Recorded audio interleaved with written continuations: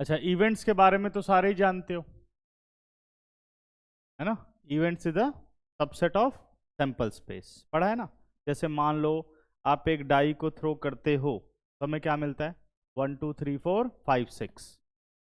अब उसमें से अगर हमें निकालना हो कि what is a probability of getting 2 4 6, तो ये जो 2 4 6 की कलेक्शन है वो क्या है, इवेंट्स। यानी collection of all favourable outcomes क्या कहलाते हैं, इवेंट्स कहलाते हैं, ठीक है ना। अब इवेंट्स में बेटा ये बोल रहा है कि भाई इंडिपेंडेंट इवेंट कौन से हैं, ठीक है ना, इसको समझते हैं। तो डिपेंडेंट और इनडिपेंडेंट इवेंट्स में फर्क समझते हैं, ठीक है ना।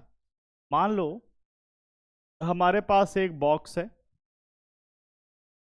इस बॉक्स में कुछ रेड कलर की बॉल्स हैं, ठीक है, 5 रेड कलर की बॉल्स हो गई और 5 जो है वो ग्रीन कलर की बॉल्स हो गई। अलग मतलब का काउंटिंग कोई जरूरी नहीं बराबर ही हो।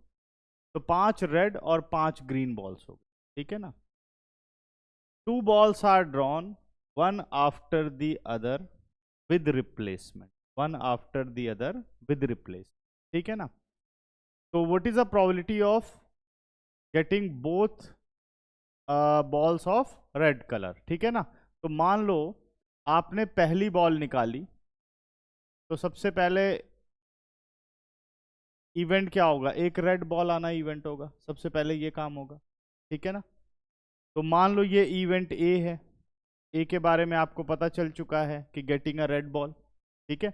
फिर उसके बाद दोबारा रेड बॉल आए, ठीक है, मान लो ये हमारे पास क्या हो गया, इवेंट बी। तो मल्टीप्लिकेशन थ्योरम हम पढ़ के आ चुके हैं। मल्टीप्लिकेशन थ्योरम क्या कहती है, प्रोबेबिलिटी ऑफ ए और प्रोबेबिलिटी ऑफ बी, दोनों इवेंट में से पहले इवेंट कौन सा हो चुका है, ए हो चुका है। अगर इस पूरे प्रोसेस को लिखना हो बच्चों तो क्या कुछ ऐसे लिखेंगे, let A be the event getting first ball is red, तो प्रोबेबिलिटी ऑफ ए कितना हो गया, 5/10, ठीक है। उसके बाद सेकंड बॉल इज रेड, जबकि पहली बॉल रेड हो गई होगी, तभी तो कहोगे कि दोनों बॉलें रेड आई हैं। P when A is already occurred। अब मैंने क्या बोला, ये है विद रिप्लेसमेंट, क्या है ये, विद रिप्लेसमेंट, ठीक है ना। अगर विद रिप्लेसमेंट आ जाए तो क्या प्रोबेबिलिटी हो, क्या ये भी 5/10 होगी, सही है। ऐसे इवेंट या ऐसे दो इवेंट जिसका जिसका एग्जिस्ट होना दूसरे इवेंट की प्रोबेबिलिटी पे कोई फर्क नहीं डालता, ऐसे इवेंट क्या कहलाते हैं, इंडिपेंडेंट इवेंट कहलाते हैं। जैसे ए इवेंट हो गया हमारा, अब उसके बाद इवेंट बी हुआ, क्या इवेंट ए जो पहले परफॉर्म हुआ उसका असर इवेंट बी पे आ रहा है। अगर मैं वैसे डायरेक्ट भी प्रोबेबिलिटी ऑफ बी निकालूं तो 5/10 ही रहने वाली, प्रोबेबिलिटी सेम रहेगी। चाहे आप ग्रीन बॉल ही निकालो विद रिप्लेसमेंट तो प्रोबेबिलिटी सेम रहने वाली है। समझ में आ रहा है, प्रोबेबिलिटी क्या रहने वाली है, सेम रहने वाली है, ठीक है ना। तो अगर मैं बात करूं probability of B when A is already occurred, इसका फॉर्मूला लगाऊं तो क्या होगा, ये probability of A intersection B upon probability of A, सही है। तो जो probability of B when A is already occurred है, क्या ये प्रोबेबिलिटी ऑफ बी के बराबर नहीं है, कोई फर्क ही नहीं पड़ेगा। अगर आप विद रिप्लेसमेंट कह रहे हो तो क्या कोई फर्क पड़ेगा सेकंड पर, रेड बॉल निकालने पर। लेकिन अगर यही कह देता विदाउट रिप्लेसमेंट तो आप उसे प्रोबेबिलिटी ऑफ बी नहीं लिख सकते। ध्यान से देखो, लिख पाओगे, क्योंकि तब ये हो जाएगा 4/9 हो जाएगा, तो प्रोबेबिलिटी चेंज हो गई। अगर कोई इवेंट जो पहले हो चुका है अगले वाले इवेंट की प्रोबेबिलिटी पर कोई फर्क डालता है तो वो दोनों हो गए dependent event, otherwise independent event. तो यहां तक अभी समझ में आया। जब ये इंडिपेंडेंट इवेंट हो गए तो मैं यहां क्या लिख सकता हूं, probability of B when A is already occurred, क्या बन गया ये, p B is equal to P A intersection b, और होल अपॉन क्या हो गया, पी ए हो गया। क्या ये ठीक है। अब अगर probability of a cross multiply हो जाए तो क्या कुछ ये स्टेटमेंट बन गई, probability of A into probability of b is equal to probability of A intersection b. अगर किसी भी दो इवेंट को चेक करना है कि वो इंडिपेंडेंट इवेंट हैं, तो हमें निकालना पड़ेगा probability of A, probability of B और probability of A intersection B. If probability of A into probability of B is equal to probability of A intersection B, then A and B are independent event. तो ये algebraic formula बन गया. सही है. तो independent event पहले तो पता चल गया कौन से होते हैं. जैसे मान लो पेयर ऑफ डाई को आप थ्रो करो, getting even number on first die and getting odd number on second die. तो क्या पहली डाई के जो इवेंट्स हैं वो दूसरी डाई के इवेंट्स की प्रोबेबिलिटी पर कोई फर्क डाल सकते हैं? नहीं. ये दोनों क्या हो गए? इंडिपेंडेंट इवेंट हो गए. समझ गए. अब इसको आप जस्टिफाई कैसे करोगे? वैसे तो पता चल गया हमें, हमने पढ़ के देख लिया भाई इंडिपेंडेंट इवेंट है.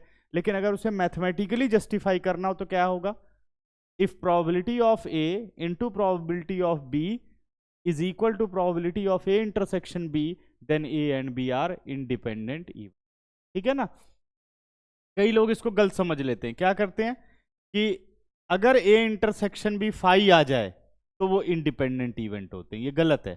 तो probability of A intersection b तो जीरो हो जाएगा, है ना. ये नहीं है. क्या होना चाहिए?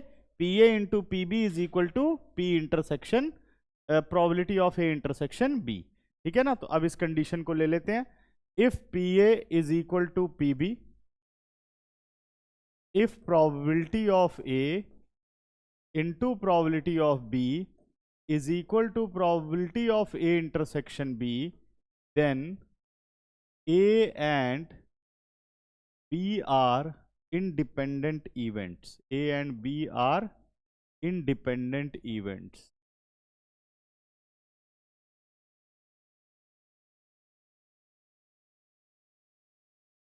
क्या ये सही है? समझ में आया? ठीक है ना. अब पहले एक दो क्वेश्चन समझते हैं, फिर और इसकी प्रॉपर्टी और समझेंगे. ठीक है ना. इंडिपेंडेंट इवेंट्स पे काफी क्वेश्चन आते पेपर में, मतलब इंपॉर्टेंट टॉपिक है ये पेपर के लिए. एग्जाम्पल नंबर बेटा 10 पे आइए. Example number 10.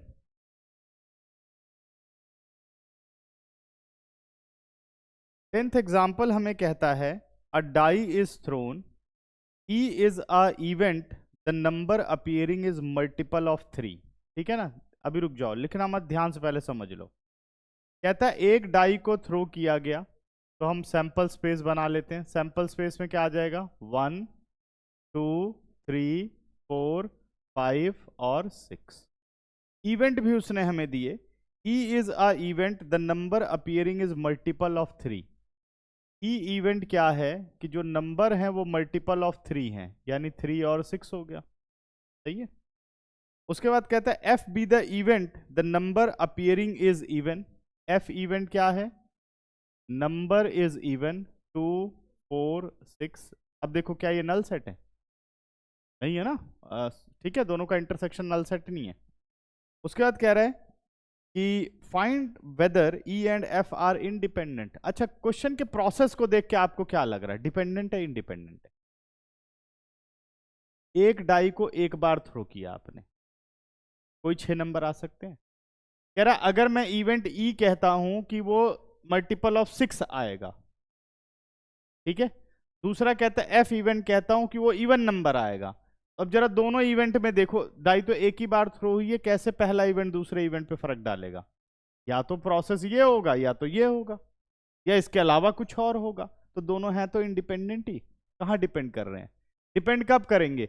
जैसे पहली बॉल निकाली भाई, रिप्लेस नहीं की, अब दूसरी बॉल निकालने चल रहे हैं. अब जो ये सेकंड प्रोबेबिलिटी है, जो उसकी ओरिजिनल प्रोबेबिलिटी होनी चाहिए थी, उसको फर्क डाल दिया उसने, है ना.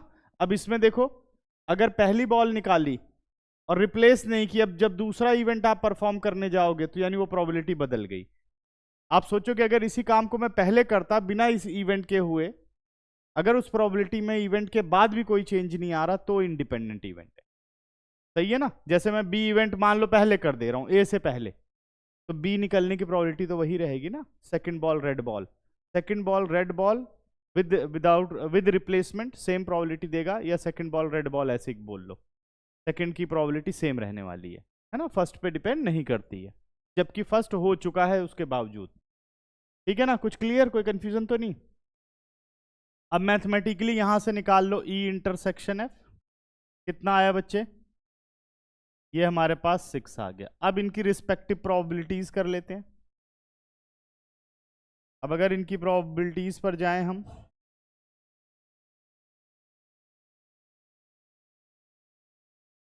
तो पहला है हमारे पास प्रोबेबिलिटी ऑफ ई, कितना आ जाएगा? 2/6 यानी 1/3। प्रोबेबिलिटी ऑफ एफ कितना हो जाएगा? यानी 1/2। Probability of E intersection F निकालो, 1/6। अब निकालो P E multiply by P F निकालो, कितना आंसर आएगा? 1/3 इंटू 1/2, 1/6। क्या इंडिपेंडेंट प्रूव हो गया? है ना? तो बिकॉज प्रोबेबिलिटी ऑफ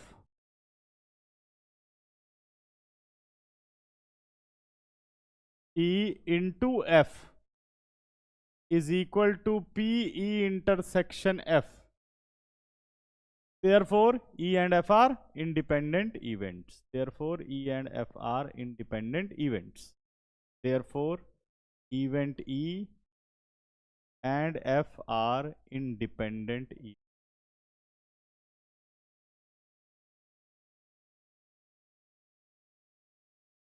क्या सही है? ठीक है ना? आसान, कोई डाउट तो नहीं? एग्जाम्पल नंबर 11 पर आते हैं। एन अनबायस्ड डाई, अनबायस्ड और बायस्ड का मतलब जानते हो सारे। अनबायस्ड का मतलब ट्रू फेयर डाई, और बायस्ड का मतलब अनफेयर डाई। कुछ ऐसा होगा कि जैसे 2 निकलने की प्रोबेबिलिटी 1/6 से नहीं होगी, अलग होगी। ठीक है ना? An unbiased die is thrown twice. ठीक है? प्रोसेस कितनी बार हो रहा है? 2 बार। ठीक है ना? उसके बाद कह रहा है कि let the event A be odd number on the first throw and event B be odd number on the second throw. Check the independence of the event A and B. अब ऐसे खुद सोच के देखो कि एक डाई को 2 बार throw कर रहे हो, तो पहले वाले इवेंट में क्या बोलता है? Let A be the event odd number on first throw. पहले थ्रो पे ऑड नंबर आ गए, और दूसरे थ्रो पर क्या आ जाए? And event odd number on second throw. Odd number on the first throw भी है, और B be the event odd number on second throw है। Check the independence of the event. अब मुझे बताओ कि डाई को एक बार थ्रो किया, ऑड नंबर आ गया जी, फिर दोबारा थ्रो किया, ऑड नंबर। जो पहले नंबर आया वो नंबर इधर कोई फर्क डालेगा? वो तो पहले हो चुका है, कुछ हो ही नहीं रहा। कि अगर ऑड, अगर ऐसे कहता, अगर ऑड आ गया तो फिर डाई को आपको मतलब डाई को आपको 3 बार थ्रो करना है, डाई को 2 बार थ्रो करना है। अगर ऑड आ गया तो ऐसा करना है, नहीं आया तो कोई और प्रोसेस दे देगा। अब डिपेंड कर गया कि भाई अगर ये एग्जिस्ट करेगा, और करेगा तो अलग प्रोबेबिलिटी होगी सेकंड की, नहीं करेगा तो अलग प्रोबेबिलिटी होगी। तो अब क्या हो गया? ये डिपेंडेंट हो गया। लेकिन अभी क्या है? इंडिपेंडेंट है, पहले से कोई लेना देना ही नहीं है। ठीक है ना? तो अब इस प्रोबेबिलिटी को करते हैं। तो क्या कह रहा है? एक डाई को हमने कितनी बार थ्रो किया? 2 बार थ्रो किया। ये ध्यान रखना बेटा, एक डाई को 2 बार या 2 डाई को 1 बार, ये सब बहुत इसमें ध्यान रखना होता है। एग्जाम्पल नंबर 12 पे आते हैं। एक डाई को 2 बार, हाँ बेटा 11th है। एक डाई को अगर 2 बार थ्रो करते हो,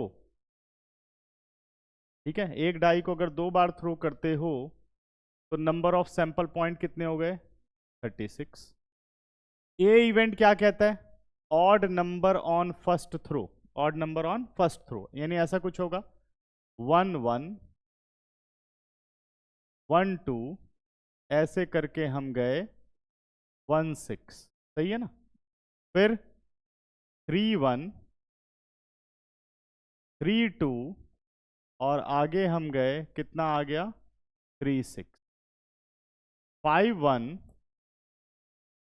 5 2, फिर नेक्स्ट हम चले गए, ये आ गया हमारा 5 6। ठीक है?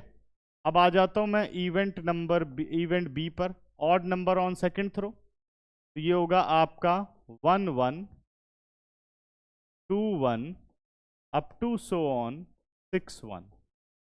ऐसे ही 1 3 2 3 अप टू सो ऑन 6 3, फिर 1 5 2 5 अप टू सो ऑन 6 5। क्या यही बनेगा बेटा? यही बनेगा ना। ए हो गया और बी हो गया। अब क्या चाहिए इंडिपेंडेंट प्रूफ करने के लिए या नॉट प्रूफ करने के लिए? क्या चाहिए? इंटरसेक्शन। अब जरा ए इंटरसेक्शन बी की बात करो, इसकी स्टेटमेंट पढ़ो जरा। Odd number on first throw and odd number on second throw, यही होगा ना। तो इसमें एलिमेंट कौन कौन से आ जाएंगे बेटा? 1 1 1 3 और 1 5। 3 1 3 3 और 3 5। 5 1 5 3 5 5। क्या सही बना रहा हो? सबको बनाना आ रहा है? ठीक है, कंफ्यूजन हो जाती कई बार। ध्यान से देखा, उसको सब स्टेटमेंट पढ़नी आएगी तो कभी गड़बड़ नहीं होगी। मैंने यहां से कुछ नहीं देखा कि इसमें से कॉमन ढूंढने लग जाए। ठीक है ना। अब निकालो प्रोबेबिलिटी ऑफ ए। ए की प्रोबेबिलिटी कितनी होगी? Number of element in A जो कि होंगे 18 और number of element in S 36, answer 1/2। Probability of B की बात करूं 18/36, आंसर 1/2। ठीक है ना। Probability of A intersection B की बात करूं बेटा 9/36, आंसर 1/4। तो देखो probability of A into probability of B, answer कितना आ गया? 1/4 है ना।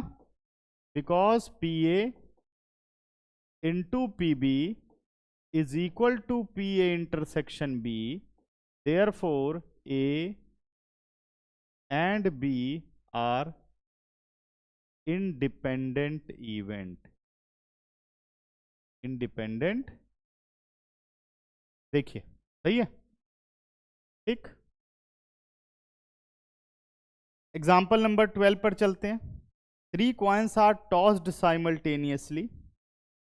The event E 3 heads or 3 tails, F at least 2 head, G at most 2 head of the pairs E F E G F G। इसका मतलब बेटा E F यानी E intersection F independent check करना है। E F E G F G which are independent and which are dependent। कर लोगे इसे? छोड़ दूं? ठीक है, सारे इंडिपेंडेंट होंगे ऐसे तो। 3 coins are tossed simultaneously, consider the event E 3 heads 3 tails F। फिर वही मैथमेटिकली आ रहा है। 3 coins are 3 coins are tossed simultaneously, consider the event। Mathematically check करना पड़ेगा ना, जैसे इवेंट बनाएगा फिर देख लेंगे उस हिसाब से। ये बिल्कुल मैथमेटिकल क्वेश्चन, ठीक है, समझ गए। Example number 13, example number 13, example number 14 most important mark करो।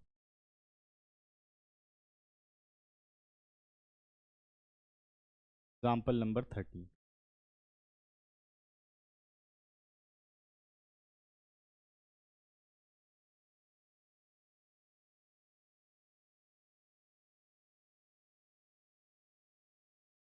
एग्जाम्पल नंबर 13 क्या बोल रहा है बेटा कि prove that if E and F are independent.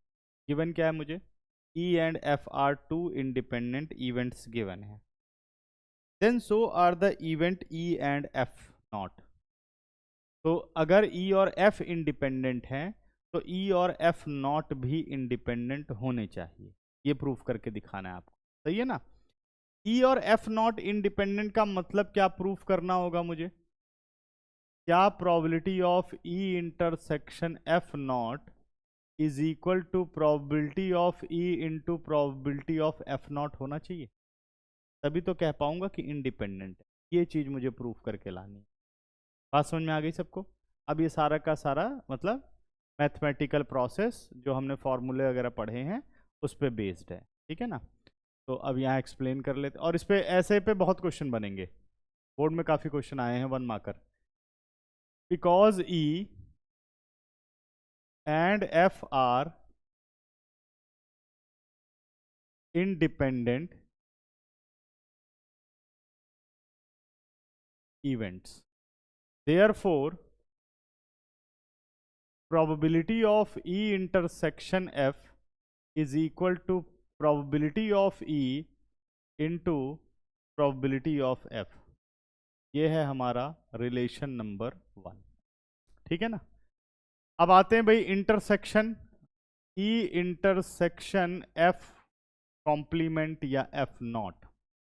इसका फॉर्मूला लिखवाया था A इंटरसेक्शन B नॉट।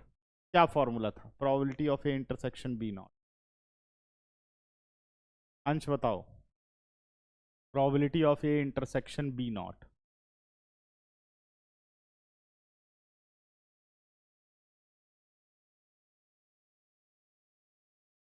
सबकी कॉपियां पलट रही हैं? हाँ नहीं? कॉपियां पलट रही हैं इसका मतलब घर पे कुछ नहीं पढ़ा जा रहा है ना। क्या ये नहीं होगा? Probability of A minus probability of A intersection B. इसका मतलब क्या है? Only E. समझे? इसका मतलब क्या है? Only E. तुम लोग याद नहीं रखोगे तो काम कैसे चलेगा? देखो ये हो गया, के बाद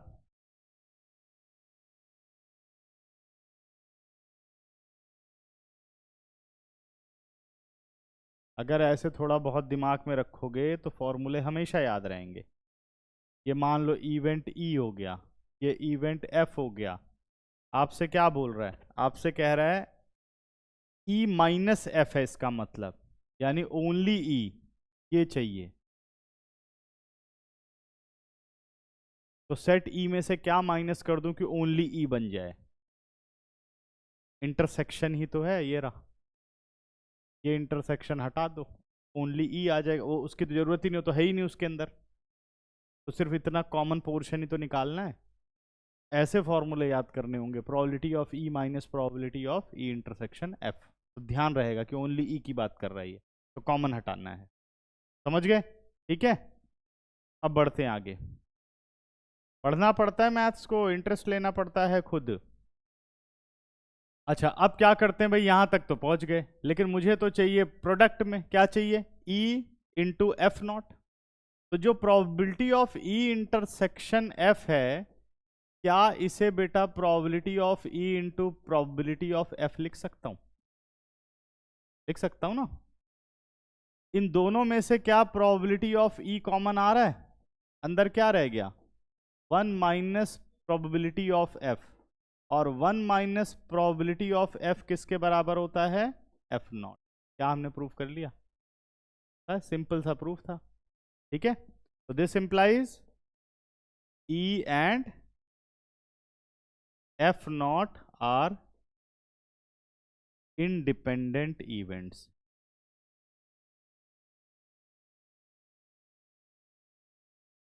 ठीक है, समझ गए?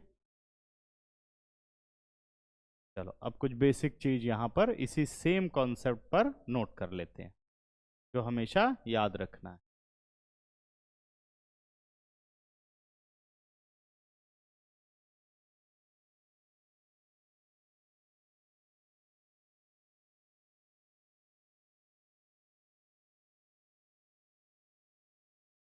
if E and F are independent events,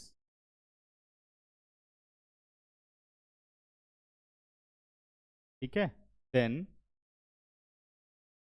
अब कौन कौन से रिजल्ट होंगे?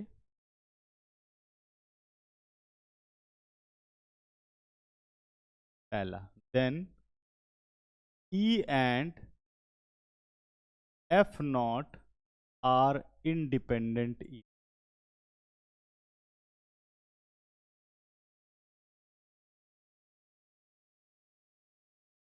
वो अभी आप प्रूफ करके आ रहे हो। अगर E और F इंडिपेंडेंट हैं तो E and F not are also independent event. Converse तो ट्रू होगा ही होगा, सही है ना। Second, E not and F, E not and F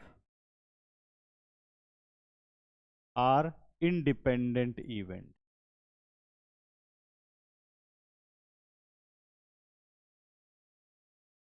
ठीक है, E not and F not are independent event.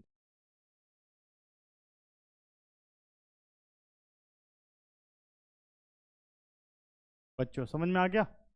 अगर ई और एफ दो इंडिपेंडेंट इवेंट है तो ई और एफ नॉट भी इंडिपेंडेंट होंगे, ई नॉट और एफ भी इंडिपेंडेंट होंगे, और ई नॉट एफ नॉट भी इंडिपेंडेंट होंगे। ठीक है ना, समझ गए? थर्ड भी हो जाएगा। प्रूफ करूं? E not and F not independent. चलो थर्ड को प्रूफ कर लेते हैं। हमें मिला बेटा probability of E not intersection F not. क्या लिख सकता हूं इसे? Probability of E union F whole not लिख सकता हूं, ऐसा है ना, लिख सकते हैं। Probability of E union F whole not को क्या लिख सकते हो? इसे मैं लिख सकता हूं 1 minus probability of E union F, लिख सकता हूं। Probability of E union F को क्या लिख सकता हूं? Probability of E probability of F minus probability of E intersection F, ऐसा लिखा जा सकता है। सही है, समझ में आ रहा है भाई? आगे चलें।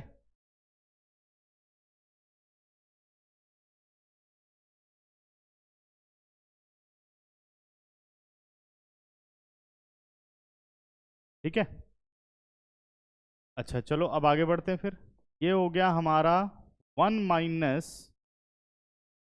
Probability of E plus probability of F minus, क्या इसे लिख सकता हूं, probability of E into probability of F, ऐसा लिख सकता हूं। ठीक है ना? इन दोनों में से क्या 1 minus probability of E plus इसमें से क्या पी एफ कॉमन ले सकता हूं? ले लिया। अंदर क्या रह गया बच्चे? 1 माइनस प्रोबेबिलिटी ऑफ ई रह गया, और 1 माइनस प्रोबेबिलिटी ऑफ ई को क्या लिख सकता हूं?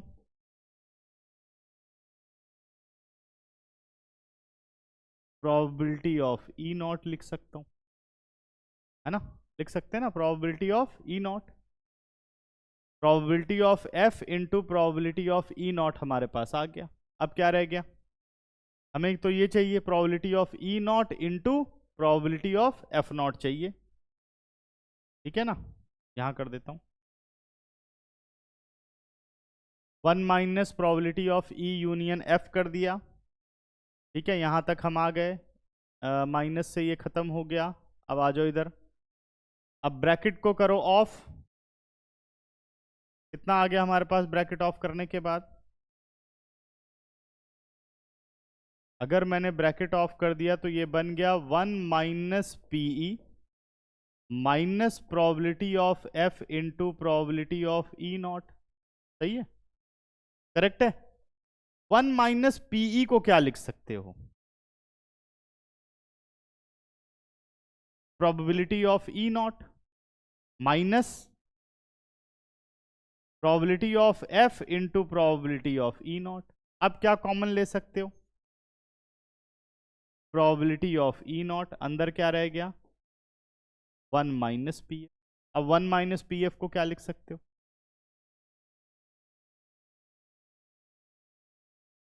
क्या प्रूव हो गया? Probability of E not into probability of F not, हो गया prove. Because E and F are independent events, therefore. सही है ना? और बताओ, कोई डाउट? ठीक, हो गया प्रूव। तो मैं कह सकता हूं कि if E and F are independent then E not and F not are also independent events. ठीक है ना, समझ गए? चलो जल्दी से नोट करो, फिर चलते हैं आगे। हो गया नोट? सबने कर लिया? समझ भी रहे हो सारे कि बस नोट करे जा रहे हो धड़ धड़? क्योंकि याद तो कुछ करके आते नहीं हो तुम लोग, कॉपी में लिख लेते हो बस, कॉपी में लिखने से कुछ नहीं होगा, मैथ्स को दिमाग में लिखना पड़ता है। Example number 14।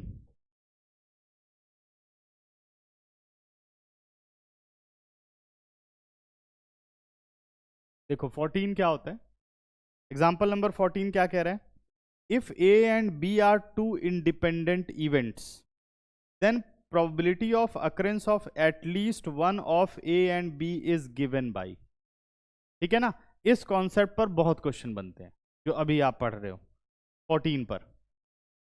क्या बोल रहे हैं, if A and B are independent events,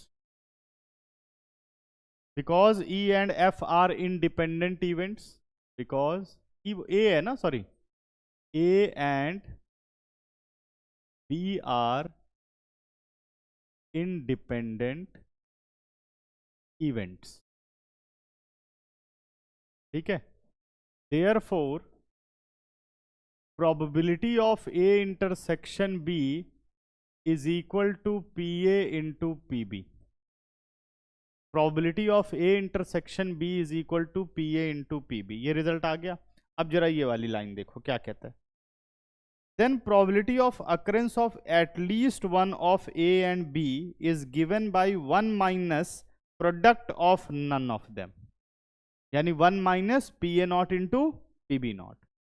समझ में आ रहा है, 1 minus P A not into P B not. तो occurrence of at least one of them कैसे प्रेजेंट करोगे, occurrence of at least one of them, कम से कम एक इवेंट का होना, कैसे प्रेजेंट होता है, occurrence of at least one of them. ठीक है ना, देखो occurrence of at least one of them का मतलब है पहले तो एग्जैक्टली वन, ए होगा बी नहीं होगा, या ए नहीं होगा बी होगा, या दोनों हो जाएंगे। Occurrence of at least one of them, कम से कम एक का एग्जिस्ट होना।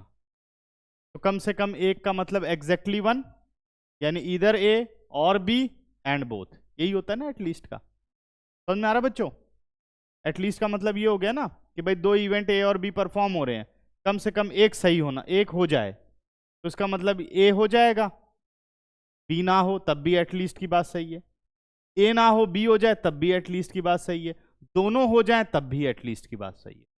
समझ गए, तो इतना लंबा चौड़ा लिखने की जरूरत नहीं, मैंने जानबूझ के लिखा जो कि तुम लोगों को ये बात पता रहे एटलीस्ट का मतलब क्या होता है।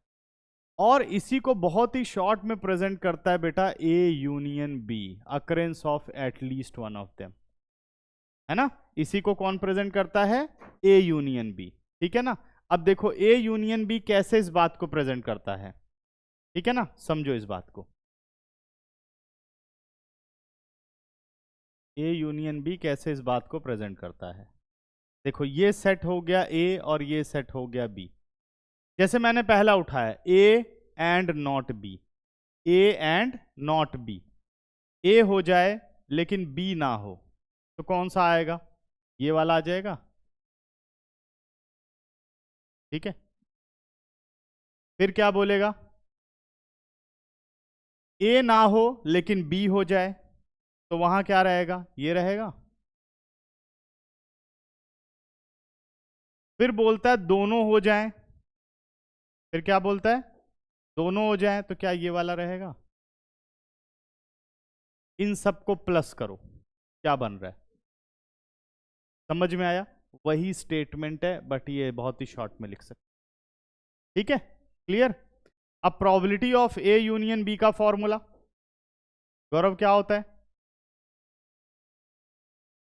A yes minus probability of A intersection b.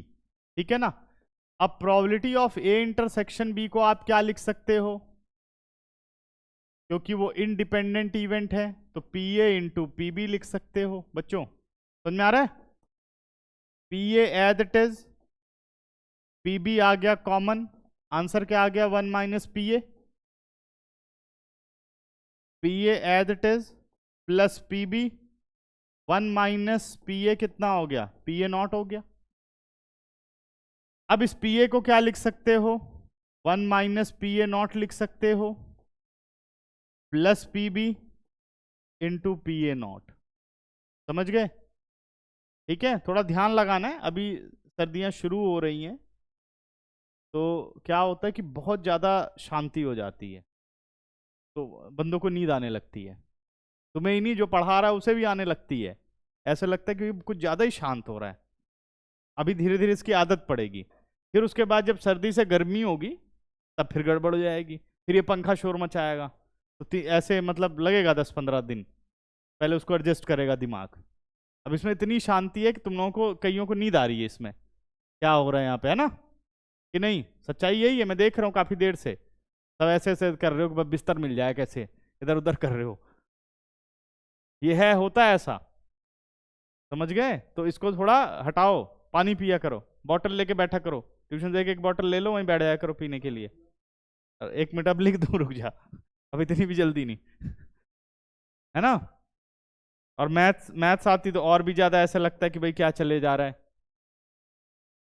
और ज़्यादा तुम लोग वो होने लगते हो, नींद में चले जाते हो। ठीक है, ये परेशानी नहीं है तुम्हारी, ये वैसे ही है, ये क्या कहते हैं उसको, ये होगा ही, साइकोलॉजी क्या बोलते हैं, साइकोलॉजिकल है ये, क्या बोलते हैं, साइकोलॉजी है ये, या साइकोलॉजी है ये, है कि फिजियोलॉजी है, क्या है ये पता नहीं, कुछ भी नहीं है। ठीक है, यहां तक आ गए? अब क्या कर सकते हैं बेटा, 1 minus P A not common ले लो, 1 minus P A not common ले लो, तो कितना आ गया, 1 minus P B, 1 minus P B, ठीक है ना? तो 1 माइनस पी बी किसके बराबर हो गया, P A not into P B not, 1 minus P A not into P B not. Clear हो गया, समझ गए? तो हो गया प्रूफ, यही कह रहा था वो, occurrence of at least one of them is 1 minus product of none of them. ठीक है ना? इसीलिए मैं एसी चला देता हूँ, तुम लोग को पता है ना, कहते हो ना कि एसी बंद कर दो, मैं इसीलिए चलाता हूँ, ठंडी गर्मी के लिए नहीं, धीरे धीरे अपने दिमाग को एडजस्ट कर रहा हूँ कि अब धीरे धीरे सर्दियाँ आ रही हैं।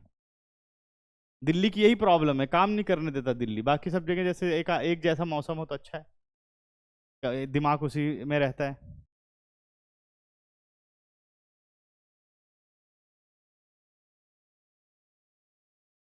वैसे बहुत पहले मेरे दादाजी यहाँ पे आए थे गांव से, वो कभी पंखे में नहीं रहते थे, है ना? तो वो जब पंखे में लेटते थे तो उसके बाद मैंने पूछा और कोई दिक्कत तो नहीं, सब ठीक ठाक है? तो उन्होंने कहा सब तो सही है, बस यही जो घूमता रहता है ना, मेरे को ये अच्छा नहीं लगता, जबकि गर्मी थी इतनी ज़्यादा, मतलब उनको आदत नहीं है उस चीज़ की। गांव में पंखा था ही नहीं, अब लाइट आई है ना, ये बहुत पहले की बात बता रहा हूँ, जब मैं उसमें मतलब 12th के बाद जब पढ़ाना शुरू किया तब की बात बता रहा हूँ, आज से 20-20 साल पहले की बात बता रहा हूँ। अब तो खैर दादाजी रहे ही नहीं, वैसे बात 20 साल पहले की बात बता रहा हूँ। हाँ, वहाँ फैन की ज़रूरत ही नहीं है ना? तुम्हें अजीब लगने लगेगा यहाँ पर, है ना? और जितनी शांति होती है, आवाज़ गूंजती है, तो उस वजह से क्या होता है कि और पढ़ाई में मन नहीं लगता, ऐसे लग जैसे वो प्रवचन नहीं कह रहे हैं बाबा और नीचे सब सो रहे हैं, है ना? वहाँ तो फिर भी कुछ डर का माहौल है, भाई ध्यान से सुन लेने, भगवान देख रहा होगा, है? यहाँ कोई माहौल ही नहीं है डर का, यहाँ आराम से अपना तुम लोग सो रहे हो, सर बोले जा रहे हैं बाबा की तरह, तुम लोग सुने जा रहे हो गए यहाँ तक? चले आगे, नेक्स्ट। अब बेटा इस पे जो क्वेश्चन है, कौन सा अच्छा क्वेश्चन है, देखो जैसे क्वेश्चन नंबर 3 देखो, थर्ड को प्रॉपर वे में भी कर सकते हैं और डायरेक्ट भी कर सकते हैं, तो मैं पहले ना इसको आपको करके दिखाता हूँ शॉर्टकट में। Question number 3 most important question है, क्वेश्चन नंबर 3 एक्सरसाइज 13.2।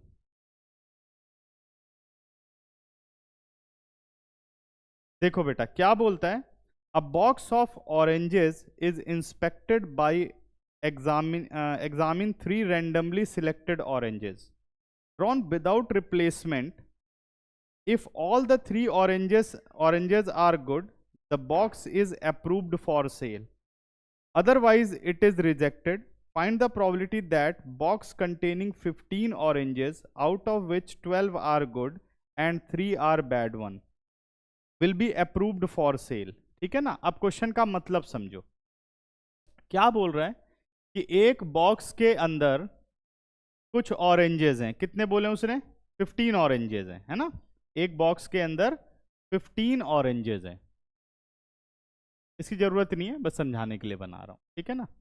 एक बॉक्स के अंदर 15 ऑरेंजेस हैं, ठीक है।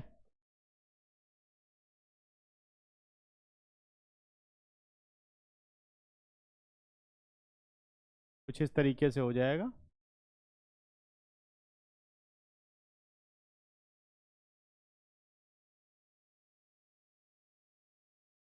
इस तरीके से मान लो हो गए 15 ऑरेंजेस।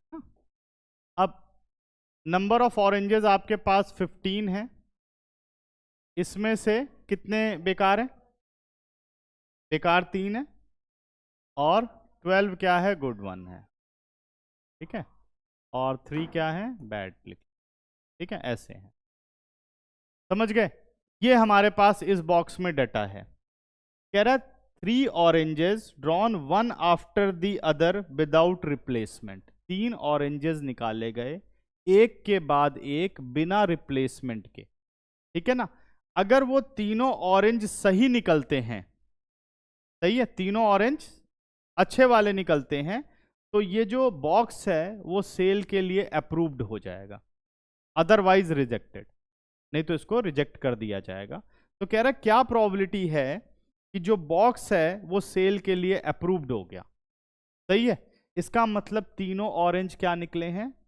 सही निकले हैं, समझ गए। अब आपको प्रोसेस समझ लेना है, एक के बाद एक ऑरेंज निकाला जा रहा है विदाउट रिप्लेसमेंट। तो मुझे ये बताओ कि ये जो 3 इवेंट हुए ये डिपेंडेंट थे या इंडिपेंडेंट थे? ध्यान से सोचो। With replacement, without replacement, sorry with नहीं, विदाउट रिप्लेसमेंट। तो क्या हुआ? डिपेंडेंट हुए ना, इंडिपेंडेंट कहां हुए? समझ में आ रहा है? क्लियर हुआ ना। अब देखो अप्रूव्ड फॉर सेल, सिंपल सा कॉन्सेप्ट है। पहला ऑरेंज निकाला, वो होना चाहिए 12/15, सही है। दूसरा भी क्या होना चाहिए? 11/14। तीसरा भी क्या होना चाहिए? 10/13। तभी होगा ये अप्रूव्ड फॉर सेल। तीनों गुड वन निकले, सही है, समझ गए। अब इसको सॉल्व कर लेते हैं। तो 15 में कितना हो गया? 5 3 ज़ा 15, 5 2 ज़ा 10, 2 4 2 6 ज़ा 12, और 2 7 ज़ा 14। कितना आंसर आ गया बेटा? 66/91। चेक करना आंसर, देख बेटा। तो क्या कुछ गड़बड़ हुई है? 3 से, अच्छा 3 से किधर क्या काटा मैंने? 3 से, अच्छा 6 को 2 नहीं किया ना। कौन सी कैंसिलेशन कर डाली? हाँ, शांति है। हाँ हाँ हाँ। चल कितना हुआ? 5 3 ज़ा 15, 5 2 ज़ा 10। अच्छा अच्छा, 2 2 नहीं, इसको 3 4 ज़ा 12 काटना है यार। 2 7 ज़ा 14, 44/91। हमें भी किसी का डर नहीं है, जो मर्जी कर लो। 44/91, समझ गए। तो ये इसकी प्रोबेबिलिटी होगी। अब ये कौन से मैच कर रहा है? ये जो वो कार्ड वाला क्वेश्चन था कि first is king, second is king and third is S. अब इसी बात को लिखना हो तो ऐसे करना होगा, let A be the event first orange, ठीक है, first orange is good one, B be the event second orange is good one, C be the event third orange is good one. तो पहले निकालोगे प्रोबेबिलिटी ऑफ ए, तो वो ये आएगा। फिर दोबारा निकालोगे probability of B when A is already occurred, तो वो ये आएगा। फिर निकालोगे ए इंटरसेक्शन बी की प्रोबेबिलिटी, जो कि P B when A is already occurred into P A होगा। फिर निकालोगे probability of C slash A intersection B, तब जाके आंसर आएगा। उसी बात को आप ऐसे कर लो। ये आपको करना इसी मेथड से जो मैंने सिखाया अभी, ठीक है ना, कर लोगे। आगे बढ़ते हैं। इसके बाद बच्चों एक क्वेश्चन देखो जो कि बहुत अच्छा क्वेश्चन है। Question number 14, question number 14। एक बार तुम लोग ट्राई करो 14, देखते कर पाते हो कि नहीं।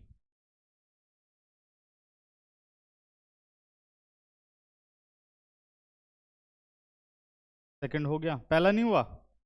क्वेश्चन ये कह रहा है बेटा, the probability of solving a specific problem independently, यानी इंडिपेंडेंट इवेंट हो गया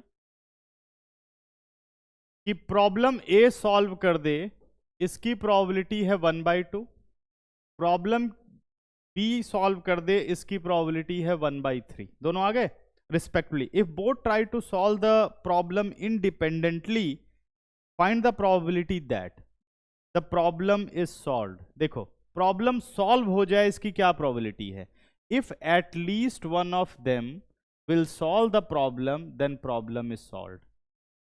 कहने का मतलब है कि अकेला ए सॉल्व कर दे, बी ना कर पाए तब भी प्रॉब्लम सॉल्व, बी कर दे ए ना कर पाए तब भी प्रॉब्लम सॉल्व, और दोनों सॉल्व कर दें फिर भी प्रॉब्लम सॉल्व।